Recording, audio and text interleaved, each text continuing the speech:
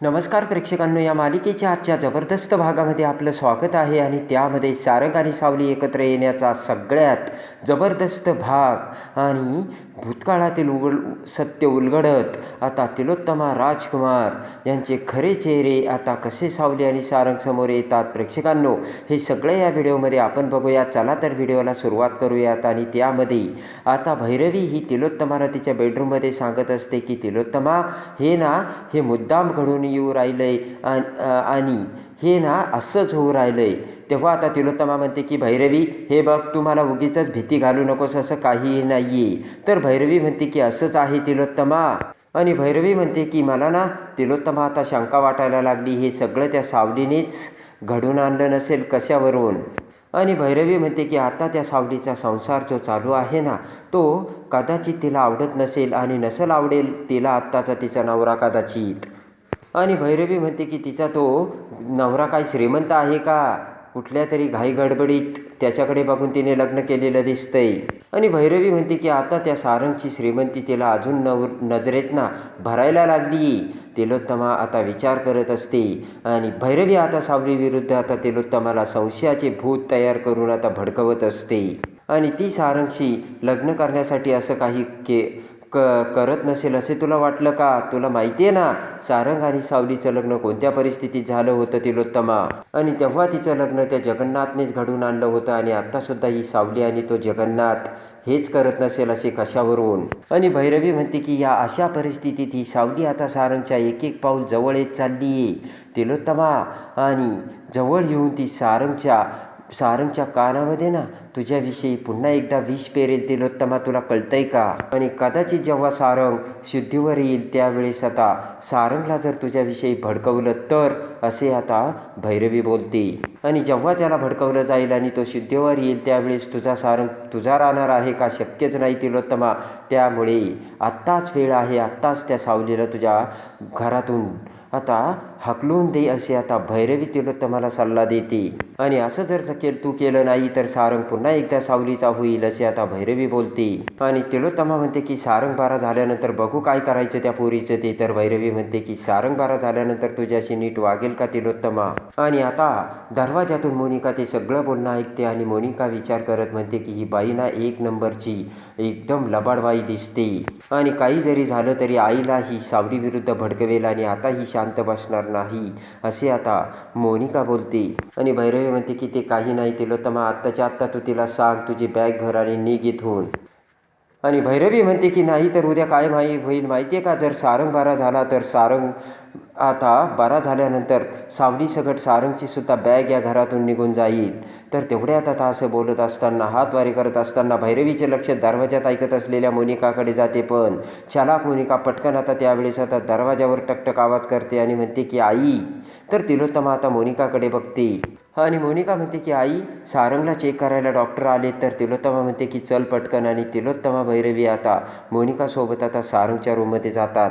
आणि इकडे आता ओवी ही आबिरला घेऊन आता अमृता आणि तिच्या त्या रूममध्ये येते. आणि ड्रॉवर उघडून आता पटकन ओवी ती पांडुरंगाची सावलीची मूर्ती बाहेर काढते. आणि पांडुरंगाची मूर्ती बाहेर काढताच इकडे आता आबिर म्हणतो की ओवी, अगं ही मूर्ती तर देवघरात पाहिजे होते मग तू अशी ड्रॉवरमधून का काढलीस? आणि ओवी म्हणते की ही मूर्ती अमृता काकूने लपून ठेवली. जर आजीने ही मूर्ती बघितली तर ती उगीच रागवते आणि आत्तासुद्धा रागवेल. आबिर आता प्रश्न विचारत म्हणतो की पण आजीला ही मूर्ती देवघरात का नकोय? आणि विठुरायाची मूर्ती असताना ती देवघरात का नकोय? आणि ओवी म्हणते की आबिर, ही जर मूर्ती आईला दिसली तर आई ही मूर्ती म्हणजे आजी ही मूर्ती बाहेर फेकून देईल, असे आता काकूने मला सांगितले. आणि ओवी म्हणते की आबिर, हे कुणाला सांगायचं नाही बरं का? आबिर म्हणतो ठीक आहे ओवी. आणि आबिर म्हणतो की ओवी, आपल्याला कुणाचीच गरज नाही आहे, विठुरायाची आपण प्रार्थना करू आणि विठुराया आपल्या पाठीशी नक्की आहे.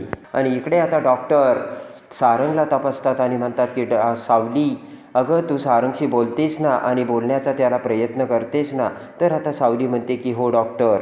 आणि सावली म्हणते की रात्रभर मी त्यांच्या जवळच बसून होते. आणि आता सावली म्हणते की मी त्यांना बोलण्याचा प्रयत्न करते पण ते काहीच प्रतिसाद देत नाही आहे. तर डॉक्टर म्हणतात ठीक आहे, मग आत्ता बोल. आणि डॉक्टर आता सावलीला सारंगला हाक मारायला सांगतात. आणि इकडे आता सारंगकडे बघत आता सावली म्हणते की सारंग, ओ सारंग, डोळे उघडा ना प्लीज. मी सावली तुमच्या समोर उभी आहे. आणि सावली म्हणते की सारंग डोळे उघडाना मी आले तुमच्याकडे. तर तेवढ्यात तिलोत्तमा भैरवी तिथे येतात. आणि तेवढ्यात आता तिलोत्तमा तिथे येत म्हणते की काय झालं डॉक्टर आणि काय चालू आहे. तर आता सावलीकडे बघत आता डॉक्टर तिलोत्तमाला सांगतात की हाच प्रश्न चालू आहे. आणि इकडे आता डॉक्टर म्हणतात की सावली तुला असं वागून कसं चालेल. आणि सावली म्हणते मग मी काय करू. तर डॉक्टर म्हणतात की अगं तू त्याच्याजवळ बस, त्याला स्पर्श कर आणि त्याच्यासोबत आपलेपणाने बोल. आणि डॉक्टर म्हणतात की एक काम कर सावली, तू त्याचा हात आपल्या हातात घे. तर भैरवी आता तिलोत्तमाला खुणावून नकार देते. तिलोत्तमा डॉक्टरला म्हणते की नाही नाही अहो त्याची काय गरज आहे. आणि डॉक्टर म्हणतात की अहो हा सुद्धा एक उपचाराचा भाग आहे आणि स्पर्शाला सुद्धा त्याची भाषा असते, तुम्हाला कळतंय का. आणि डॉक्टर म्हणतात की मेडिकल सायन्स सांगतं की अशा अवस्थेत जर मुलाला स्पर्श केला तर त्याचे हार्मोन्स लवकर सेन्सिटिव्ह होऊ शकतात. आणि मोनिका म्हणते की हो डॉक्टर मी सुद्धा असं ऐकलं होते बरं का. तर मोनिका म्हणते की सावली तू अशी का बघत उभी राहिलीस. मोनिका म्हणते डॉक्टरनी सांगितलं ना तू त्याच्या शेजारी बस. मोनिका म्हणते तू त्याला स्पर्श कर आणि त्याचा हात हातात घे आणि डॉक्टरांनी सांगितल्याप्रमाणे वाग. आणि आता ते ऐकून तिलोत्तमा रागाने मोनिकाकडे बघते. आणि तिलोत्तमा म्हणते मोनिका तू जरा शांत होशील का. तर मोनिका म्हणते की आई हे बघा आत्ता ना सारंगची तब्येत सगळ्यात महत्त्वाची आहे. आणि डॉक्टरही आता म्हणतात की बस ना सावली त्याच्याजवळ. आणि पटकन आता सावली ही आता सारंगच्या उशाला बसते. डॉक्टर म्हणतात की आता त्याच्यासोबत आपुलकीने बोल आणि त्याला स्पर्श कर आणि त्याचा हात आपल्या हातात घे. तर तिलोत्तमाला अतिशय वाईट वाटतं. आणि लगेच आता उशाला बसत आता सारंगचा हात प्रेमाने आपल्या हातात घेत सारंगच्या केसावरून सारंगच्या डोक्यावर हात ठेवत आता सावली प्रेमाने सारंगला हाक मारत म्हणते की सारंग. आणि इकडे आता अबीर आणि ओवी देखील विठोबाची मूर्ती बाहेर काढून विठोबाच्या मूर्तीसमोर हात जोडतात आणि भक्तिभावाने सारंग शुद्धीवर येण्यासाठी आता प्रार्थना करतात. आणि दोघेही रडत आता ओवी म्हणते की विठोबा माझा बाबा त्याला खूप लागलाय आणि तो डोळे मिटून पडलाय, त्याला तू लवकर बरं कर. आणि अबीर म्हणतो की विठुराया जर मी सुपर हिरोला हट्ट केला नसता तर हे घडलंच नसतं आणि विठुराया तू काहीही करू शकतो, तेव्हा प्लीज विठुराया काहीतरी चमत्कार कर आणि माझ्या सुपर हिरोला बरं कर, अशी आता अबीर प्रार्थना करतो. आणि इकडे आता केसावरून हात फिरवत आता सावली म्हणते की सारंग डोळे उघडा मी सावलीच आहे. आणि डोळे उघडून बघा मी तुमच्या बाजूलाच असल्याची सावली बोलते. तरीही सारंग काहीही रिस्पॉन्स देत नसतो. आणि आता सारंग काहीही रिस्पॉन्स देत नसतो. तर सावली डॉक्टरकडे बघते. तर तेवढ्यात आता तिलोत्तमा म्हणते की बस आता बस झालं. आणि रागाने तिलोत्तमा म्हणते की काही होत नाहीये, उठ तिथून आणि त्याचा हात सोड. आणि आता सावली हा सारंगचा हात खाली ठेवून आता बाजूला जाऊ लागताच आता सारंगच्या हातात एनर्जी येऊन सारंग आता सावलीचा हात पकडतो. तर त्या क्षणी सावली सारंगकडे बघते. तर डॉक्टर आता खूप खुश होऊन आता त्या हाताकडे बघत हसू लागतात. तर तिलोत्तमा म्हणते काय झालं डॉक्टर. आणि तिलोत्तमा देखील आता सारंगने सावलीचा हात धरल्याचे आता बघते. आणि लगेच आता सारंग त्याचा दुसरा हात हलवतो. तर मोनिका ओरडतच म्हणते की आई बघा सारंग हात हलवतो. आणि सारंग आता शुद्धीवर येतो आणि सगळेजण आता तोंडाला हात लावतात. आणि त्याच वेळेस आता सारंग त्याचा दुसरा हात आता उचलून आता सावलीच्या त्या दुसऱ्या हाताकडे नेऊन त्या दुसऱ्या हातावरती ठेवू लागतो. तर त्याच वेळेस सावली आता सारंगचा हात पकडते आणि म्हणते की सारंग मी आहे तुमच्यासोबत. तर तो चमत्कार बघून आता तिलोत्तमाने लावलेला असतो तो तोंडाला हात आणि तिलोत्तमाला झालेला असतो तो खरा आनंद. आणि आता सावली चेहऱ्यावरून हात फिरवत म्हणते की सारंग आता डोळे उघडा प्लीज, मी तुमच्याकडे आली. आणि इकडे आता ओवी ही प्रार्थना करत हात जोडलेले असताना अचानक ओवीला भास होतो आणि ओवी मोठ्याने बाबा अशी हाक मारते. तर उठून पळतच अबीर ओवीकडे येतो आणि म्हणतो ओवी अगं काय झालं, तू अशी का ओरडलीस. तर ओवी म्हणते की अरे अबीर मला असं वाटलं की बाबाने पटकन झटकन डोळे उघडले आणि त्याला काहीतरी बोलायचंय, तेव्हा चल आपण त्याला भेटूयात. तर अबीर ओवीला समजावतो. अबीर म्हणतो की जेव्हा तू डोळे बंद करून प्रार्थना करत होती ओवी तेव्हा तुला काही कळलं का. आणि अबीर म्हणतो विठुरायाने तुला काहीतरी सिग्नल दिला असेल ना, सांग बरं मला प्लीज. अबीरकडे बघत आता ओवी म्हणते की हो अरे अबीर जेव्हा मी डोळे झाकले होते ना तेव्हा मला काहीतरी वेगळंच दिसलं. अबीरकडे बघत आता ओवी म्हणते की मला ना एका उंच डोंगरावरती मंदिर दिसलं आणि त्याची वाट त्या जंगलातून चालते आणि आजूबाजूला खूप झाडं आहेत. आणि अबीर म्हणतो की नक्की हे कुणाचं मंदिर असतं, तुझ्या ओळखीचं असतं का आणि या अगोदर तू त्या मंदिरात कधी गेली का. तर ओवी म्हणते की या अगोदर मी त्या मंदिरात कधीच गेली नाहीये. तेव्हा आता अबीर म्हणतो की ओवी तू काळजी करू नकोस, आपण अमृता काकूंना विचारूया, त्यांना याबद्दल नक्कीच काहीतरी माहिती असेल. आणि इकडे आता अबीर म्हणतो की ओवी, अगं तुम्हाला म्हटली ना मग ती विठ्ठलाची मूर्ती ना लवकर लपून ठेव. तर ओवी म्हणते हो अबीर. इकडे आता तिलोत्तमा ही पटकन तिच्या बेडरूममध्ये येते तर भैरवी पाठीमागून येत म्हणते की अगं तिलोत्तमा, काय झालं, तू त्या सावलीला हाकलवणार होतीस ना.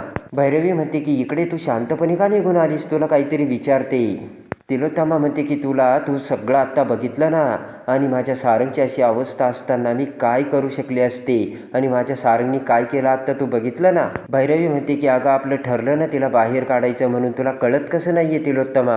आणि एक एक पाऊल पुढे टाकत ती बरोबर सारंगच्या जवळ चालली आहे तिलोत्तमा. आणि एकदा का सारंगला शुद्ध आली कर तुझा सारंग कायमचा तुझ्यापासून दुरावेल तिलोत्तमा. आणि तिलोत्तमा म्हणते असं काही घडणार नाही. तर भैरवी म्हणते तिलोत्तमा तू जागी हो, आणि जर असं झालं नाही तर ती सावली या घरात ठाण मांडून बसणार आहे. तू कधीच ती जाणार नाही या घरातून, तू माझ्याकडून लिहून घे असे आता भैरवी बोलते. तर तिलोत्तमा म्हणते की पण मी असं होऊच देणार नाही, आणि त्याच अटीवरती मी त्या पोरीला इथे आणलं. तर भैरवी म्हणते कुठे कॉन्ट्रॅक्ट पेपर, तू कॉन्ट्रॅक्ट केलंच असेल ना, आणि त्या पेपरवर तिने सही बिही केली असेल ना. आणि भैरवी म्हणते दाखव मग पेपर. तिलोत्तमा तुझ्या बोलण्याला काही किंमत नाहीये, कोणी विश्वास ठेवणार नाही. आणि जर सारंग बारा झाला तर तुला सारंगला बोलण्याची आणि सांगण्याची हिंमत असेल का त्यावेळेस तिलोत्तमा? सांगशील का तू सारंगला आता तू बारा झाला आणि या पोरीला जाऊ दे घराबाहेर म्हणून? तर आता खाली बसत तिलोत्तमा म्हणते की भैरवी बस झालं आता, प्रत्येक माझ्या निर्णयावर तू शंका घेऊन बसू नकोस, आणि माझं घर कसं चालवायचं आणि कसं सांभाळायचं ते मला चांगलं माहिती आहे असे आता तिलोत्तमा बोलते. भैरवी म्हणते मला माहिती आहे तुला घर सांभाळता येतं, पण या क्षणी तुझं डोकं चालत नाहीये तिलोत्तमा. आणि भैरवी म्हणते की आपण आता एक काम करू, या क्षणाला यूएसच्या मी सगळ्यात मोठ्या डॉक्टरला फोन करून बोलावून घेते. भैरवी म्हणते की आपण व्हिडिओ कॉलवरून त्यांचं आता सल्ला घेऊ, वाटलंच तर आपण सारंगला यूएसला घेऊन जाऊ आणि आपण सारंगला बरं करू, पण या बाईच्या नादी लागायचं नाही असे आता भैरवी तिलोत्तमाला ठणकावून सांगते. भैरवी म्हणते तिलोत्तमा तू माझं ऐक, त्या सावलीवर आपल्याला अवलंबून राहायचं नाहीये, आणि तिला आत्ताच्या आत्ता घराबाहेर काढ, नाही तर तिलोत्तमा तू खूप पस्तावशील असे बोट करत आता भैरवी तिलोत्तमाला सांगते. आणि प्रत्येक वाक्याने भैरवी आता तिलोत्तमाच्या मनात सावलीविषयी राग द्वेष तयार करत असते. आणि विचार करत आता तिलोत्तमा म्हणते की भैरवी अगं तुला कळतंय का, आत्ता मी कोणत्याही या क्षणी निर्णय घेऊ शकत नाही, आणि एवढ्या टोकाचा तर नाहीच नाही, आणि काही जरी झालं तरी माझ्या सारंगच्या जीवाशी मी खेळू शकत नाहीये. भैरवी तुला कळतंय का सारंगची अवस्था काय आहे ते? आणि तिलोत्तमा म्हणते की त्याचा जीव माझ्यासाठी सगळ्यात महत्त्वाचा आहे. तर कमरेवरचा हात काढून आता भैरवी म्हणते की ठीक आहे तिलोत्तमा, मग तुला जे हवं असेल ना आणि तुला जे पाहिजे असेल ते तू कर, तुला हवं ते कर, पण नंतर तू माझ्याकडे रडत यायचं नाहीस असे बोट करून आता भैरवी तिलोत्तमाला बोलते. आणि भैरवी म्हणते की नंतर तुला खूप पस्तावा येऊन तू खूप रडणार आहे तिलोत्तमा, आणि तू ही जी चूक करू राहिली ना ती तू आयुष्यात केलेली सगळ्यात मोठी चूक असेल, आणि सांगणं माझं काम होतं. एक मैत्रीण म्हणून मी तुला हा सल्ला दिला, आता तुला ऐकायचं की नाही ऐकायचे ते तू ठरव असे आता भैरवी तिलोत्तमाला बोलते. आणि बाय असे म्हणत भैरवी ताडताड तेथून निघून जाते. तर इकडे आता तिलोत्तमा विचारात पडते. इकडे बेडरूममध्ये आता अमृताही आलेली असते, आणि सारंगच्या उशाशी बसून सारंगचा हात हातात घेत सावली आता सारंग अशी हाक मारू लागते. आणि सावली आता सारंगच्या हातातून आपला हात काढू लागते, पण सारंगने सावलीचा हात घट्ट पकडलेला असतो. आणि अमृता म्हणते की या अवस्थेत सुद्धा सावली सारंग त्याचा हात तुझ्या हातातून सोडत नाहीये. तर सावली म्हणते की मग ते बरे का होत नाहीयेत? आणि सावली म्हणते की त्यांना डोळे उघडायला एवढं काय होतंय? आणि बबलू म्हणतो की कारण त्याला माहिती त्याने जर डोळे उघडले तर तो शुद्धीवर येणार आणि तू निघून जाणार म्हणून. बबलू म्हणतो की मग मला सांग तो का डोळे उघडेल आणि तुझा हात का सोडेल? आणि बबलू म्हणतो की त्याची इच्छा आहे की तू त्याच्या बाजूने बसावं म्हणून. तर आता सावली म्हणते बबलू दादा अहो काय बोलताय तुम्ही? आणि सावली म्हणते की त्यांचं लग्न झालंय आणि आता त्यांना एक बायको आहे, तेव्हा मी या घरात जास्त काळ नाही थांबू शकत. तेव्हा आता सावली म्हणते की आणि मला सुद्धा माझ्या मर्यादा माहिती आहेत. आणि इकडे आता मोनिका ही तिलोत्तमाला चहा घेऊन येते. इकडे आता मोनिका म्हणते की हे काय, त्या भैरवी निघून गेले का?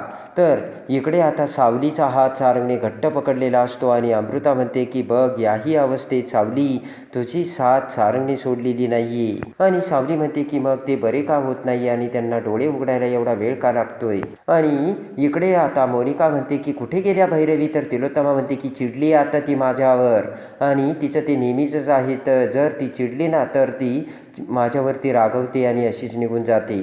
आणि मोनिका म्हणते की त्या चिडल्या म्हणजे असे तुमच्यामध्ये काय बोलणं झालं? तिलोत्तमा म्हणते की काही नाही ग, मला ते विचारत होते त्या सावलीला तू घरात का आणलंय म्हणून, आणि तिला लवकरात लवकर घरातून हाकलून दे असं ती म्हणत होती. तर मोनिका म्हणते की पण आई असं कसं? सावलीमुळेच आता सारंगची तब्येत एवढी सुधारते. मोनिका म्हणते की जर सारंगचा विषय नसता आला तर सावलीला देखील तुम्ही या घरात येऊ दिलं असतं का, आणि तुम्ही या घराची तिला पायरी सुद्धा चढू दिली नसती. तिलोत्तमा म्हणते मोनिका तू बरोबर बोलते, पण भैरवी सुद्धा जे काही सांगते त्यामध्ये तथ्य आहे ग. आणि तिलोत्तमा म्हणते की तिचं सुद्धा असं म्हणणं आहे, सारंग जर बारा झाला आणि पुन्हा एकदा त्या सावलीच्या प्रेमात पडला आणि मग तो तिच्या बाजूने होईल, तेव्हा मग आपण काय करायचं? आणि तिलोत्तमा म्हणते इकडे मला भीती वाटते, मी माझ्या मुलाला ना मग कायमचं गमावून बसेन, आणि मी खरंच या घरात सावलीला आणून चूक केली का, माझं डोकंच चालत नाही असे आता तिलोत्तमा मोनिकाला विचारते. तर मोनिका म्हणते की अजिबात चूक केलेली नाहीये तुम्ही आई, तेव्हा तुम्ही असा अतिविचार करून स्वतःला त्रास करून घेऊ नका, मला असं काहीच वाटत नसल्याचे आता मोनिका सांगते. आणि इकडे आता मोनिका म्हणते की जरी सुद्धा ती या घरात राहिली पण कायमची ती या घरात राहायला तयार होणार आहे का, आणि आपल्याला माहिती तिला तिचा संसारही आहे आणि तिचा नवरासुद्धा आहे आणि तिला आबिर नावाचा मुलगासुद्धा आहे, एवढं सगळं सोडून ती आपल्या घरी का राहायला येईल आई तुम्ही सांगा ना. आणि तिलोत्तमा म्हणते तुझं बरोबर आहे, पण सारंग सोबत राहून ती पुन्हा एकदा सारंगच्या प्रेमात पडली तर मग काय करायचं? तिलोत्तमा म्हणते की जर तिला तिच्या सगळ्या जुन्या आठवणी जाग्या झाल्या तर मग तिची इथेच राहायची इच्छा सुद्धा होऊ शकते. आता मोनिका म्हणते की हे बघा आई तुम्ही काही काळजी करू नका, सावलीवरती माझं बारीक लक्ष असेल आणि तिच्या प्रत्येक हालचालीवरती मी करडी नजर ठेवेल असे मोनिका बोलते. आणि इकडे आता सावली सारंगला म्हणते की सारंग प्लीज डोळे उघडा ना. सावलीच्या डोळ्यात आता पाणी येतं आणि त्यानंतर आता सावली सारंगपासून बाजूला होत आता अमृताला म्हणते की वहिनी मी जरा घरी जाऊन येते बरं का, तेव्हा तुम्ही इकडे लक्ष द्या. अमृता म्हणते ठीक आहे सावली जा तू काही काळजी करू नकोस. आणि अमृता म्हणते मी आहे इथे. तर बबलू म्हणतो वहिनी तुम्ही एकट्या जाऊ नका, मी येतो तुम्हाला सोडवायला. आणि बबलू आता सावलीला घेऊन आता तिला सोडवायला घरी निघून जातो. आणि इकडे आता अमृता ही सारंगकडे बघते तर सारंगने सावलीचा हात धरला बघून आता अमृता देखील खुश होते. आणि इकडे आता सावली ही घरी येताच आता जगन्नाथ हा सावलीकडे येतो आणि म्हणतो की सावली एक गोष्ट, एका गोष्टीत मात्र तथ्य आहे आणि ते तू मान्य कर अथवा करू नकोस, पण सारंगचं तुझ्यावर अजूनही प्रेम आहे.